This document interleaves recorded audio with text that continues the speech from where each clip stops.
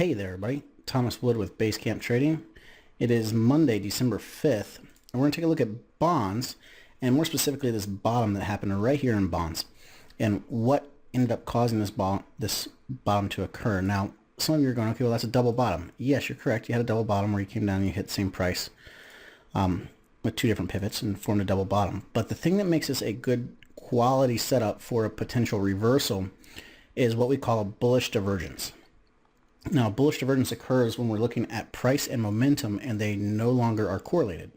So in this case, we have our pivot low 1 right here, and look at where our momentum's at on the indicator line and the histogram.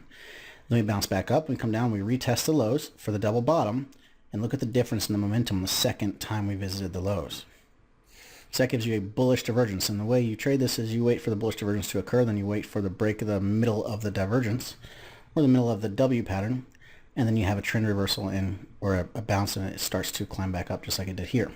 So great job to those of you in the trading room that were watching that. We called out the we called the bullish divergence in bonds. We also did the same thing with gold, also on a 500 tick. This is one of my favorite ways to time exits. So for the bond example, we were actually short bonds in the trading room from a bear flag on a 30-minute price chart. But then you get the 500 tick bullish divergence, and it tells you, hey, bonds are getting extended. You have a divergence, watch for it to bounce, so you start tightening up your stops, and you start considering taking profits, and that's exactly what ended up happening here. Ended up being the bottom, and since has retraced about a point off the lows. So keep an eye out for divergences. You can use them. My favorite indicator to use them with is an MQ momentum indicator, which you can get at basecamptrading.com. That's one you're seeing here on your screen. So that's all I have for you for today.